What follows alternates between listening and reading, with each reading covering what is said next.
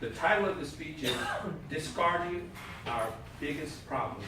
Welcome, Cameron Hashemi.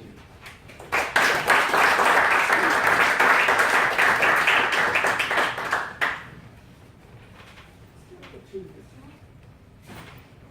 can try it, yeah. Go ahead and switch it to your own. It's gonna turn off the whole thing. Well, I can't. I want to be filmed, so it's okay. Just do it. Yeah. This is fine. That's fine. I can read it. I'll let you on latitude then. It's Okay. big letters. Great. Toastmasters, by show of hands, when you look at this picture, does it look neat? Does the home look neat? Organized? Clean? Yeah. Great. On the next picture, when you look at this room, does it make you feel annoyed? Stressed? Don't say it. It's a messy room. Does it make you feel stressed, annoyed? A little bit hard to see here, but it's a messy room with clothes all over the ground. So, when you look at this, doesn't it bother you? At one point of our lives, we all had our rooms look messy, Yes. right? Our parents have told us to clean up after ourselves, and they're onto something, a special message. Tonight we're going to tackle a problem, a household problem, that is something serious, something we all need to work on, and perhaps has been living with us even till this day. Mr. Toastmaster, fellow Toastmasters, and welcome guests. Tonight we're going to talk about a serious problem called clutter. Clutter is a waste of time. How many times have we all gone through our rooms, our bedrooms, when we're young or at this age, and we're scuffling through all our clothes, trying to find the matching pair of socks, or trying to find the shirt to match the pants, but you can't because everything's all over the place. Nothing's in designated areas, right? As a result, that leads to it being a waste of time. A little bit hard to read, but it says waste of time. It gets you aggravated because you can't get out of the home as fast as possible to go to work. Something makes you late, and you get annoyed as a result of that. So it lowers your self-esteem, your confidence is low, it lessens, and as a result, you just go out every day feeling worse. But not until tonight, Toastmasters, I found a book. Of course, I love to read books. I found a book that changed my life forever. For 13 years of my life, I lived messy and filled with clutter. This book right here, called The Life-Changing Magic of Tidying Up by Mary Kondo, demonstrates that the reason why our rooms are still messy, no matter what, how many times we pick up our clothes and stuff them in our closet or stuff them in our drawer, that's not the solution. The problem is we have too many things in the first place. So this is the Japanese art of decluttering and reorganizing your belongings. So here's a typical scenario. We have a closet on this side of the screen, which is a messy closet filled with a lot of t-shirts and pants.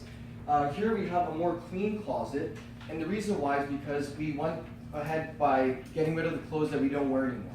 If you think about it, they're out of style, they're too old, they're not trendy anymore, whatever it is, we've now got rid of it. And the reason why we get rid of clothes first is because we have the least emotional attachment to it. If you think about it, at one point of our lives, anything that we purchase, we take ownership in it. We don't like giving away things to share with people for the most part because it's ours, right? So getting rid of clothes will be the least emotional attachment. It's easier to get rid of, and that builds momentum to start to the more hard things to get rid of. The next thing are reading books. Does anybody like to read books, right? And I'm not talking about the Kindle, because Kindle doesn't take up space. Actually holding books does take up space.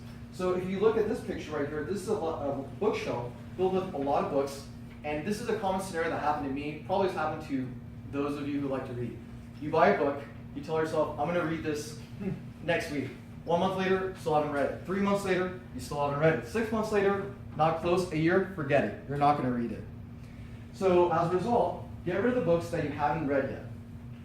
Only focus on what you have at hand, what you actually feel passionate about, and then when you decide to purchase a book again that you're interested in, you're actually going to take more interest and you're going to be more passionate about it because you decide to spend the money again to buy that book, right? And the question you must ask yourselves is very simple. The question is, does it bring you joy? And if it does, great. If not, get rid of it. That's the key question that the author says to ask yourself for every clothing and every book that you hold while you're reorganizing.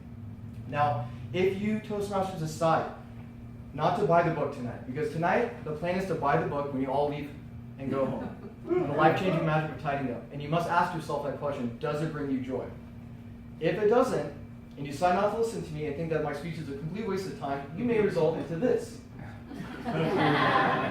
This is a room, a disaster. What actually is called hoarding. If you can't, it's kind of hard to see, but this person is covered. This is one person covered with a bunch of trash and belongings everywhere. This is a serious problem. In fact, if a residential fire were to break out in this house, anyone know what the damages would be? Oh, she died. Over $100,000. And imagine if the firemen try to come and break into your house and save you and your loved ones. Good luck. They're not going to find you with all this trash everywhere. So compared to another residential home that's completely clean, it's organized, like the first picture I showed you guys, that would cost $12,500. So that's a significant difference. So now that we've talked about the negatives, let's talk about the benefits of having a clean and organized room, home that's decluttered. The benefits come with personal growth. For me, how I've endured the personal growth is I felt more confident. When my friends will go to my room, they don't feel like it's messy. I don't have to say, sorry guys for the mess. My room feels like a hotel room every time I walk in, because everyone, when you walk into a hotel room, doesn't it feel spacious, very clean, and there's like nothing in there, right? It's just decluttered. So for me, I get personal growth out of it because I just feel more confident as well, because my home, my room is my sanctuary. So if that feels clean, then I feel great up here. With that comes inventory. You know every single article of clothing you own, so the next time you go to the mall, you're not going to overshop. And what happens is, when you end up, let's say you do hoard, you buy a pair of pants, you tell yourself, oh my god, I had 5 pairs of these pants already, right?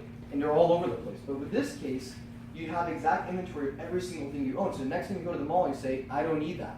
I already have it. Simplicity. Again, hotel room, as the example, hotel rooms, they feel simple, they're modern. Even if your home is not the modern look, it doesn't matter, it feels simple. So with that, all these 3 things, overall your quality of life will increase. It can affect other parts of your life as well. It's all connected. The action plan tonight, Toastmasters, is very simple. Buy The Life-Changing Magic of Tidying Up by Mary Kondo. And ask yourself this important question. When you're holding your book, holding your favorite shirt, or whatever it is, ask yourself, does it bring you joy? And if not, get rid of it. Mr. Toastmaster.